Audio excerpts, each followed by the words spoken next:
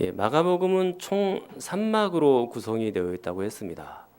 1막은 1장 14절부터 8장 26절까지 비교적 길게 진행이 되죠. 거기에 있는 주제가 뭐라 그랬습니까? 제자라고 말씀을 드렸죠. 3장 7절과 9절에 보면 역시 제자라는 단어가 등장하고요. 그 다음에 제자에 상응하여 대조되는 또 한 단어가 등장하는데 그것은 바로 무리라는 단어였습니다. 7절, 8절, 9절에 각각 무리가 등장하죠. 도대체 제자와 무리는 어떤 차이점이 있고 어떤 구별점이 있을까? 첫째는 무리와 제자는 사랑의 순수성에 있어서 차이가 납니다. 무리들이 예수님을 쫓은 이유는 무엇이었죠? 8절 하반절에 보시면 많은 무리가 그가 하신 큰 일을 듣고 나오는지라 그랬습니다. 예수님이 어떤 큰 일을 하셨나요? 10절에 병 고치고 11절에 귀신을 내쫓는 장면들. 무리들은 이런 장면들을 보기 원했고 또 체험하기를 원했죠. 좀 더 엄밀하게 말씀드리면 자신의 이익과 욕심을 따라 이 예수님을 쫓았다라는 점입니다. 그러나 제자들은 그렇게 하면 안 되죠. 제자들은 이익과 욕심을 따라가는 사람들이 아니라 예수님을 순수하게 사랑하는 사람이어야 합니다. 그게 바로 제자의 모습이죠.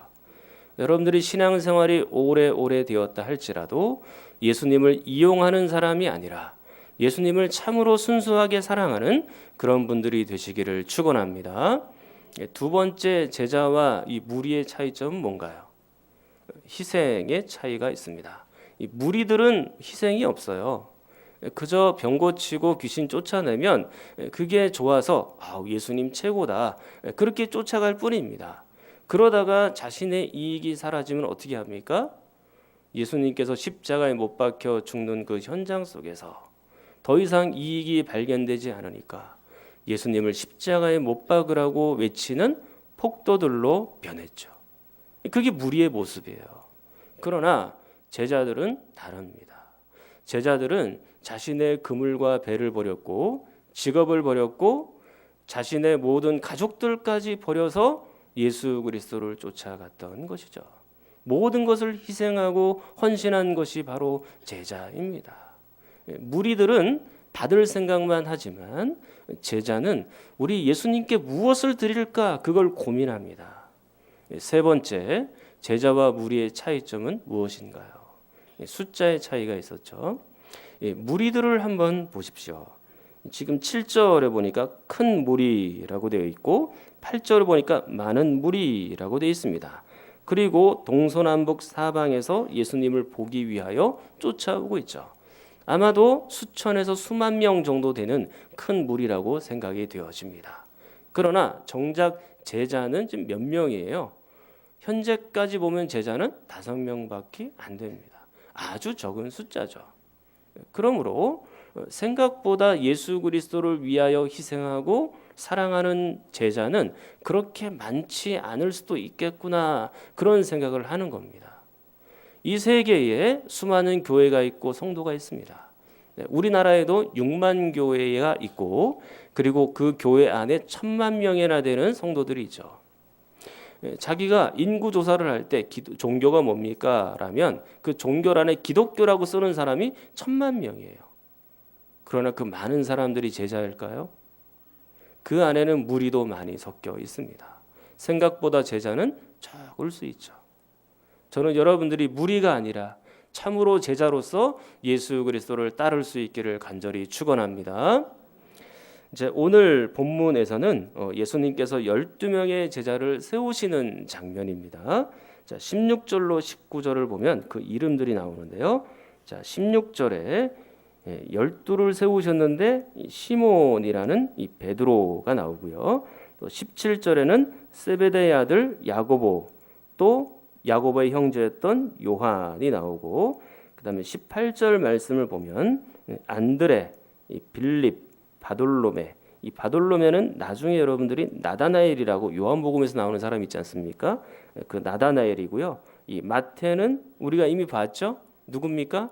레위입니다. 그리고 도마, 그리고 알페오의 아들 야고보와 및 다데오와 가나나인 시몬, 그리고 19절에 가룟 유다까지 이렇게 해서 12명이 되겠습니다.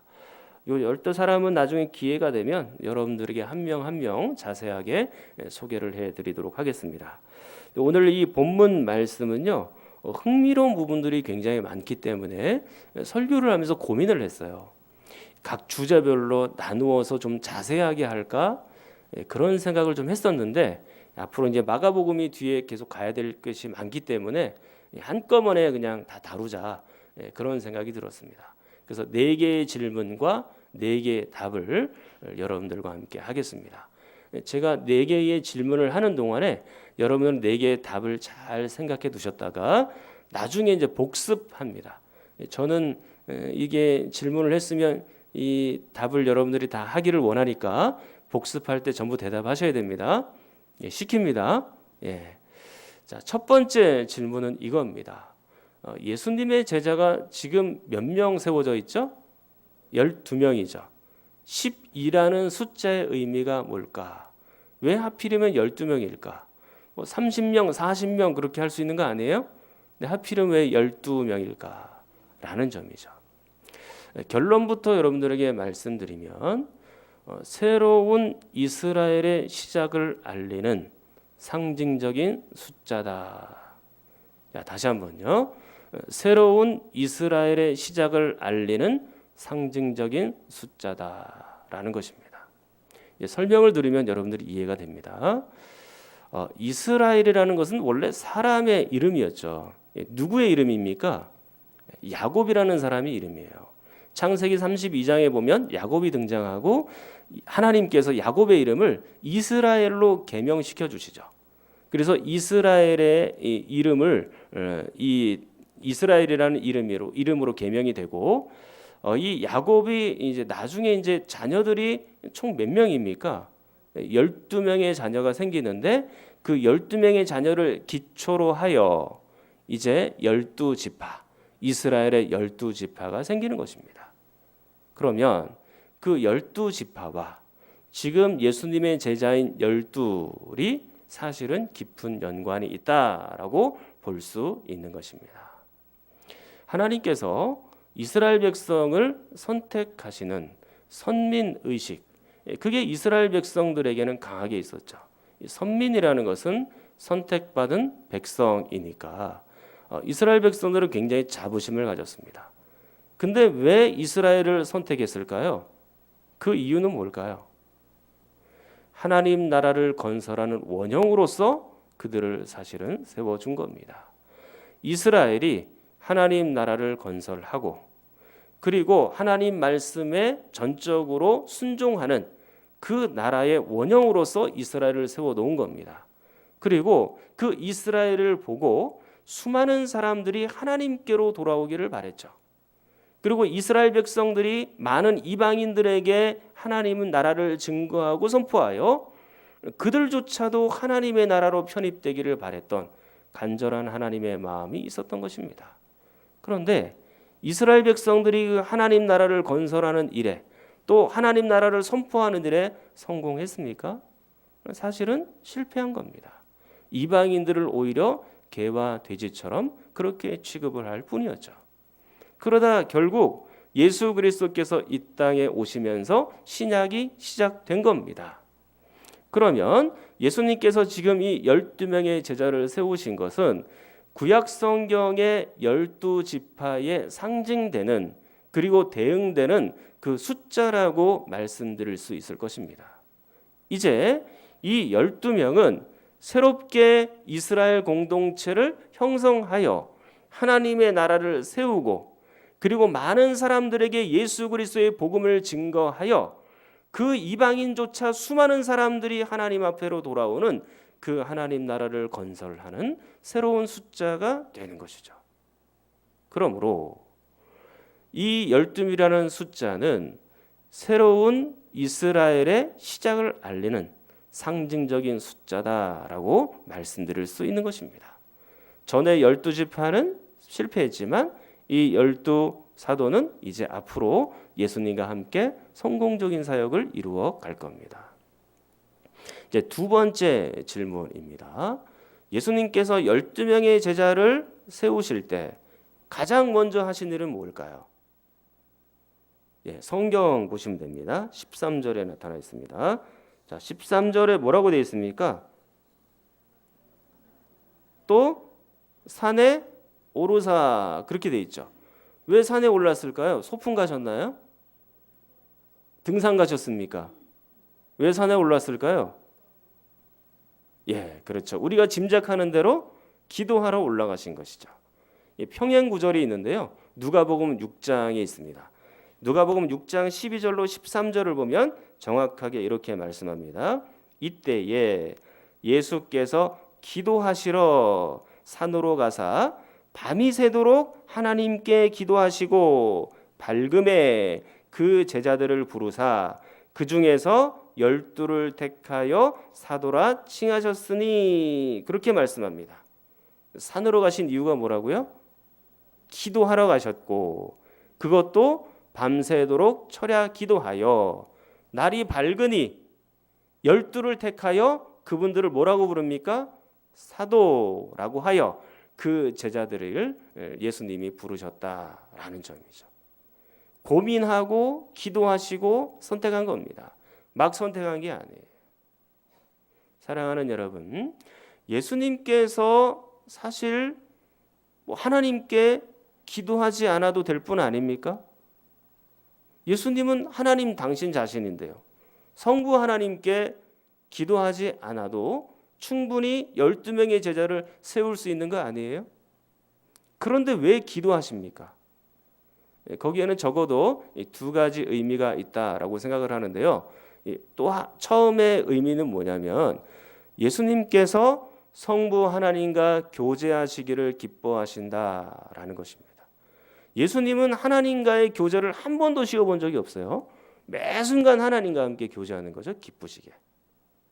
그리고 또 하나의 의미는 뭐냐면 우리에게 모범으로 세워져 계신다라는 겁니다. 우리에게 모범을 보이면서 기도하신 거예요. 그러니까 제자들이 우리가 해야 되는 일은 기도해야 되는 일입니다. 그것도 하나님을 향하여 기쁘게 교제해야 되는 거죠. 여러분, 기도라는 게 짐이 아니에요. 막 우리가 짐처럼 생각하잖아요. 막 새벽기도 나오는 거 얼마나 이게 막 부담이 되고 짐스럽고 막 그렇잖아요. 짐이 아니라는 거예요. 기쁨으로 하나님과 교제를 해야 된다는 거예요. 그게 기도의 본질이에요. 그걸 위하여 예수님이 지금 우리에게 보여주고 계시는 거예요. 제자들에게. 사랑하는 여러분, 여러분들은 지금 기도하는 것을 쉬지 않으셔야 합니다. 혹여 기도를 쉬고 계신다 할지라도 다시 회복해야 됩니다. 정말로 다시 회복해야 돼요. 우리가 임직 받을 때 우리 열심히 새벽기도 나오셨거든요. 근데 임직 받고 나서 여러분들의 모습을 한번 살펴보십시오. 기도해야 됩니다. 기도가 회복돼야 됩니다. 자, 그리고 세 번째입니다. 세 번째 질문은 어떤 사람들을 제자로 부르셨는가라는 것입니다. 제자의 조건이죠. 자, 13절을 한 번 더 읽을게요. 자, 13절 시작.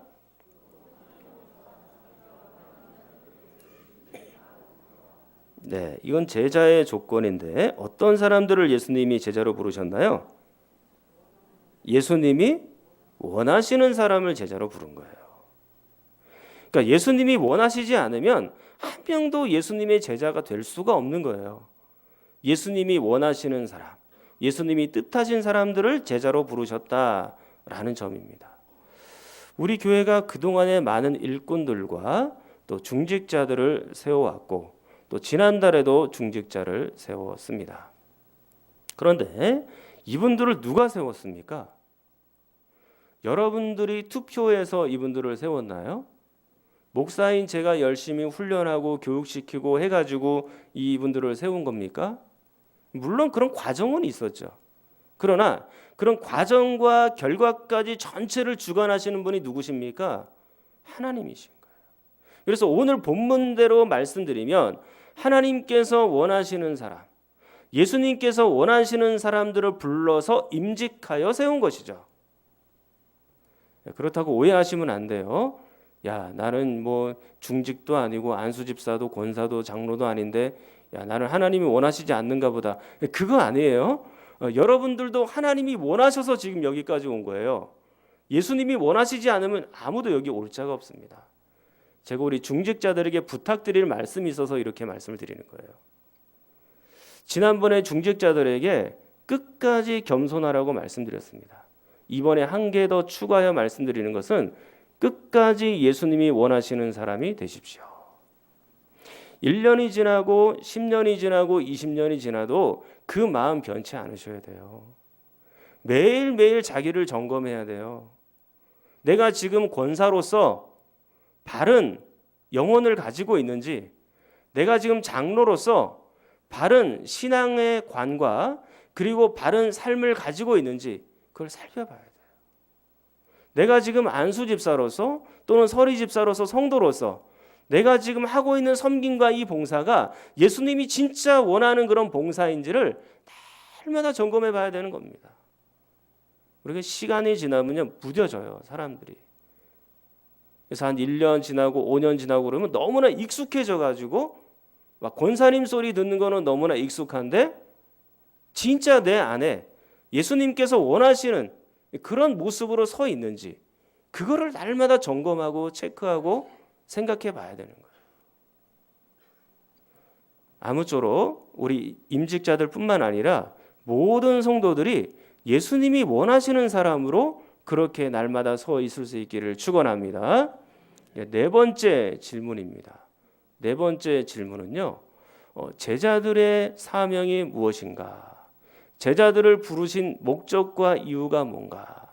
그것입니다. 제자들을 왜 부르셨을까요? 자, 성경 14절을 한번 보십시오.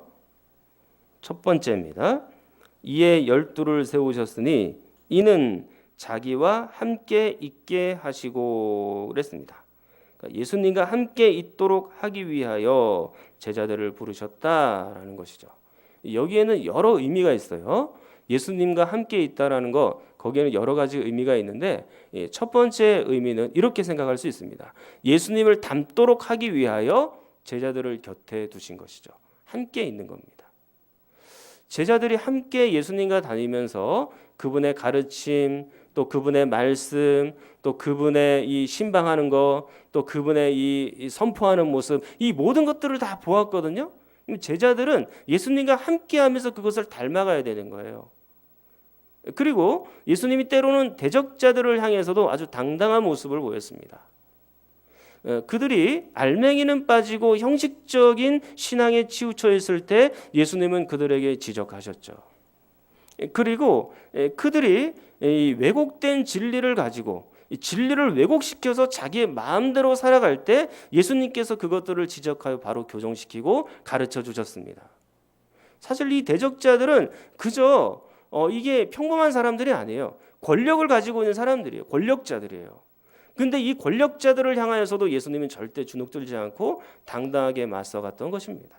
그런 것처럼 나중에 이제 제자들은 복음을 증거하고 예수님을 전할 때 보면 감옥에도 갇히고 매도 갇히고 황제 앞에 서기도 하고 왕들 앞에 서기도 하거든요. 그러면 그때는 예수님을 기억하여 예수님이 그때 이렇게 당당하게 맞섰지. 우리도 그 예수님처럼 그렇게 닮아가야 된다라는 생각을 이 제자들이 가질 수 있는 것이죠. 그 외에도 예수님의 겸손한 모습, 온유한 모습, 사랑으로 제자들을 대하고 때로는 책망하던 그 모습들을 떠올려서 예수님을 철저하게 닮아가야 되는 겁니다. 이게 바로 예수님과 함께 하심의 목적이죠. 또 하나 예수님과 함께 하심의 목적은 은혜를 공급받도록 하기 위해서 그런 것입니다. 이 제자들이 사역하는 것은 자기 스스로의 힘으로 사역하면 안 되는 거예요. 예수님께 의지하여 전적으로 사역해야 되는 것입니다. 그래서 이 포도나무, 우리가 지금 아까 교동문도 읽었는데요. 이 포도나무가 있고 그 가지가 포도나무에 붙어 있어야 열매를 맺잖아요. 가지가 잘려서 나가면 열매를 못 맺는 거예요. 죽은 나무인 거예요. 그런 것처럼 예수님이라는 포도나무에 우리가 딱 붙어 있어야, 함께 해야, 그래야 열매가 맺어지는 겁니다. 우리 힘으로는 열매를 맺을 수가 없어요. 예수 그리스도께로부터 오는 영양분을 받아서 그 은혜를 공급받아서 우리가 이 모든 열매를 맺어 가는 것이죠. 그래서 기도하라 기도하라 강조하고 말씀하는 겁니다. 기도한다는 것은 하나님과 예수님과 함께 하심에 가장 축복된 것이거든요. 그리고 기도한다는 것은 예수님을 의지한다는 가장 중요한 표시거든요. 여러분들이 기도하여 예수님과 함께해서 이 모든 사역들을 해야 되는 겁니다. 때로는 여러분들이 이 사역들을 감당하는 동안에 이 슬픔이 밀려올 때가 있어요. 힘들고 외롭고 어렵고 고난이 올 때가 있죠. 그런 때는 또 어떻게 이겨냅니까? 예수님께로부터 나오는 은혜를 공급받아서 그 모든 것들을 다 이겨나가는 거죠. 우리 힘으로는 못 이겨요. 우리 예수님의 은혜가 임해야 되는 겁니다. 그래서 예수님께서 함께 이 제자들을 여태 두신 겁니다. 그리고 이 두 번째입니다. 이 두 번째 이 제자들이 해야 되는 일은 전도하기 위하여 그러는 것이죠. 자, 14절 전체를 한번 여러분 한번 읽어볼게요. 시작.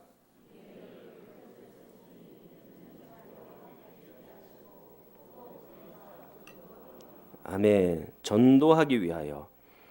지난번에 말씀드리기를 이 선포에는 두 가지가 있다 그랬죠. 설교와 전도라고 했습니다. 가르침은 선포와 조금 다르기는 해요. 가르침 좀 길게 설명하는 부분이 있고, 선포는 요약하여 짧게 탁 이렇게 얘기하는 부분이 있습니다. 자, 1장 14절로 한번 가서 볼게요. 1장 14절.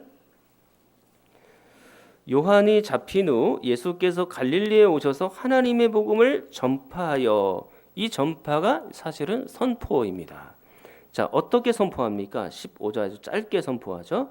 자, 여러분들 한번 읽어볼게요. 시작.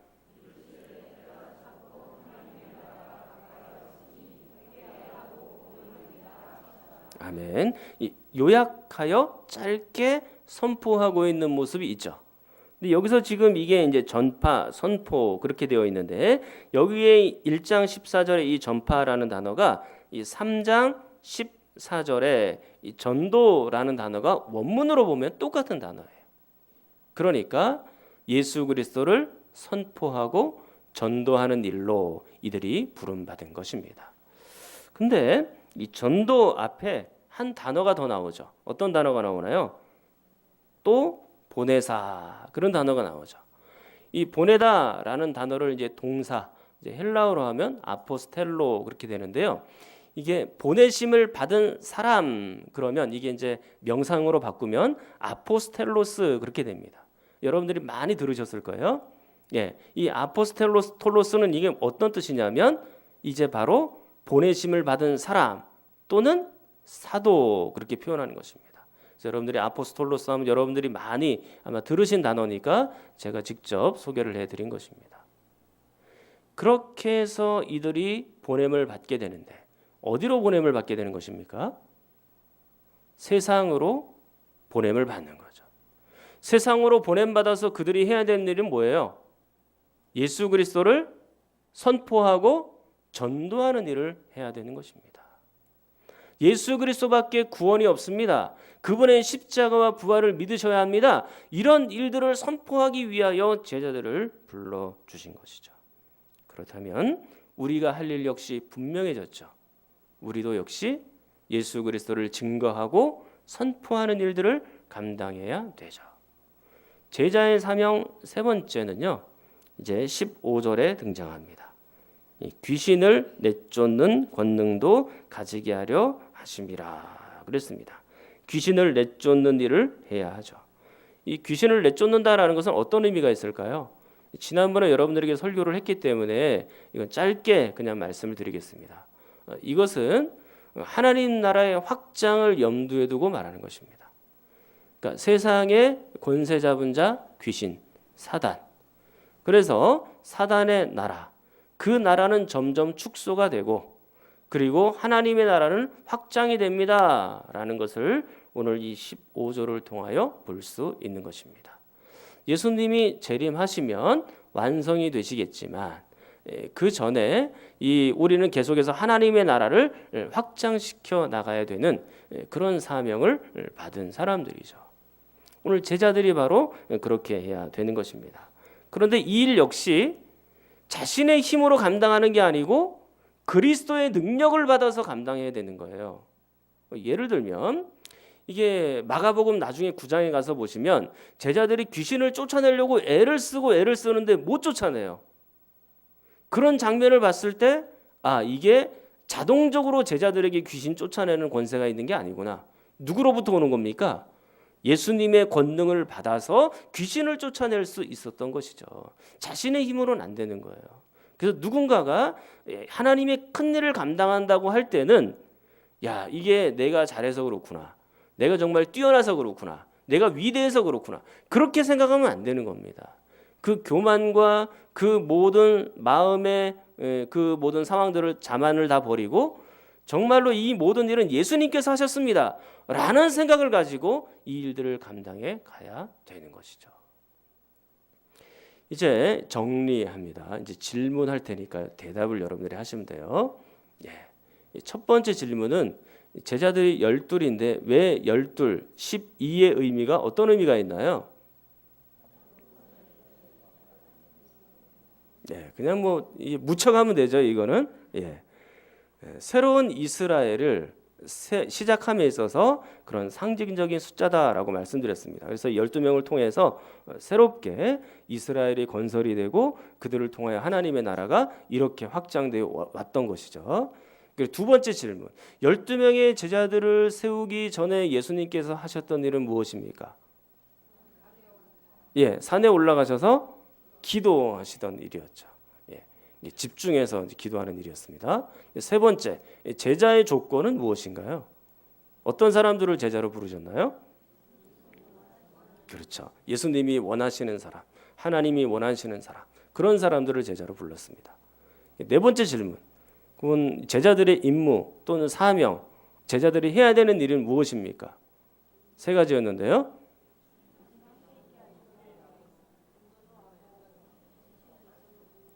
예, 2층은 예, 협조 좀 하십시오. 예. 제자들의 사명 첫 번째 뭐였습니까? 예수님과 함께 있는 것이죠. 두 번째는요? 예, 전도하고 또 세 번째는 예, 귀신을 쫓아내되 하나님 나라를 확장하는 일에 쓰임 받도록 하기 위하여. 예, 그렇게 예, 제자들의 사명이 있습니다. 사랑하는 성도 여러분, 우리는 하나님의 백성이 되었고 하나님의 자녀라는 특권을 얻게 되었습니다.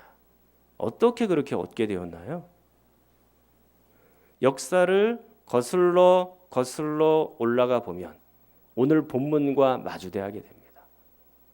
그 위에 예수님이 계셨고 그 아래 12명의 제자들을 통하여 2000년 전에 뿌렸던 그 복음의 씨앗이 오늘날 이 한국 땅까지 날아와서 그 2000년 뒤에 수많은 열매로 지금 맺혀가고 있었던 것입니다.